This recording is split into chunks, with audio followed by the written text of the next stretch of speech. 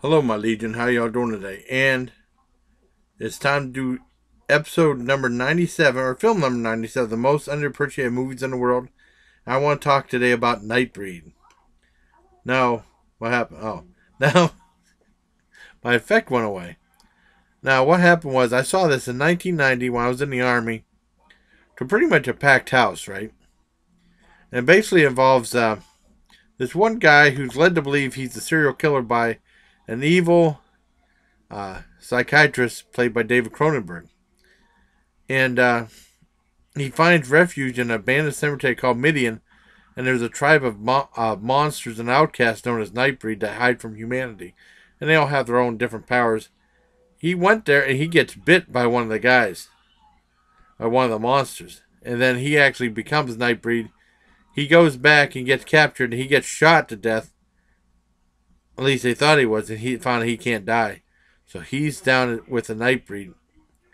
And David Cronenberg's still killing people, and his girlfriend gets involved. And I don't want to give away a whole lot about the movie, but it's a very entertaining film. I loved it. It was, I give it a 10 out of 10. Now, I just saw, what really brings me to talk about Nightbreed, because I saw that in 1990 and when I was in Germany at the military movie theater, was on Netflix. They released, Nightbreed, the director's cut. Now, I'm not going to say 97, 98, but these are two completely different movies. The director's cut of Nightbreed is completely different. Basically, what happened was Nightbreed was a commercial and critical failure at the time of its release. I really liked it. But in several interviews, Clive Barker protested that the film company, Morgan Creek, tried to sell it as a standard slasher film. And the people that did it had no real working knowledge of the story of Nightbreed. Since its initial theatrical release, Nightbreed had become a cult classic. Now, Barker was really disappointed with the final cut, and he was really, really wanting to get the recovery of the reels of the movie so it could be re-edited, just like Steven Spielberg did a re-edited version of E.T., which I never saw. But I know in this one, the security guards didn't have guns; they had walkie-talkies. I know that. And it said a director's cut was released by Scream Factory in 2014, and I saw it on Netflix. And it's available right now on Netflix, and it's a completely different movie. I can't really tell you the changes in the movie because it'll be a spoiler, but it's completely different. And I was wondering, like, I haven't seen the original in a long time, and I wonder what the differences were. Now, sometimes, my dad said sometimes the makeup wasn't as good, because all the makeup was good, fantastic on the monsters in the original one from 1990. And there were some instances of makeup shots that were terrible, and some different monsters in there that looked so-so. And, there's something at the end that Clive Barker writes. My dad didn't understand. I tried to explain it to him. But, it's completely, they try to make it a happier movie, kind of, if you can imagine that. And it's good, but it's not as good. So I'd have to give the director's cut of Nightbreed 8.5 out of 10. But the original Nightbreed gets a 10 out of 10 because it's a fantastic movie. So there you have it for the most 97, number 97, the most underappreciated movies in the world. I'm going to try to get to 100.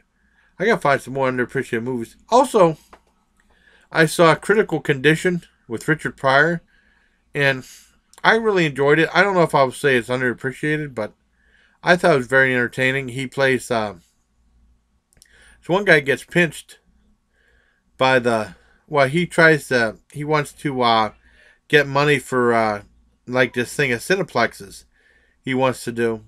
And he wants so much money, and then this mob boss give him like some really crazy like things that he has to pay back. It's a 50,000 load, but he has to pay back 150,000, or they're gonna break his legs within a year if you don't pay it back. Whole bunch of crap happened, and then he said, in order to do it, you have to do something for us. And then there was a thing of diamonds underneath the money, and he said you have to deliver these stolen diamonds. And then the police come in, and they both get arrested, and that one mob boss said, "You're dead." And then he's going to get year in prison, but the guy said if you pretend like you're insane, I mean, you might get off, and then he pretend like he's nuts. And then his lawyer said, well, show mercy on the court because my client's not in his right mind. So they sent him for 21 days analysis at this one hospital, at their psych ward in this major hospital. And then he doesn't fool anyone, but he becomes friends with a lot of the inmates in there.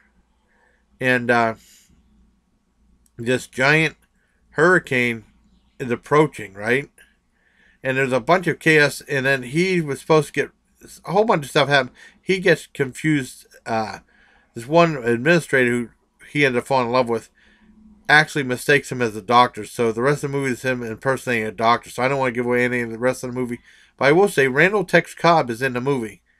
And if you remember Randall Tex Cobb, he got famous because there was a boxing match on ABC Friday night. It was Larry Holmes. Well, Friday night back in the 80s. Larry Holmes versus Randall Tex Cobb. And Randall Tex Cobb got the absolute shit beat out of him from Larry Holmes. And they kept the match going, and they did not end the match. They didn't throw in a towel or nothing. And I know that Howard Cosell was really angry with that. And that's the reason Howard Cosell left sports, because he was really pissed about that. And what happened was, after the match, a bunch of people in Hollywood said, hey, we kind of like you, and we'd like to put you in movies. And then he was like a somewhat successful movie star for a while. He played a decent role in there, and he was on a bunch of movies in the 80s and early 90s, and he passed away not too long ago. So, Critical Condition. I still like Critical Condition. I don't know if I want to put it as... Well, I put it at number 98, most underappreciated movie, because most people don't remember it. I give it a 7 out of 10. It wasn't that bad. I like Richard Pryor real well. And Garrett Morris is in it, and Garrett Morris helps out a lot. So, until next time, that's number 97, 98, the most underappreciated movies in the world. So, until next time, well, take care, my legion.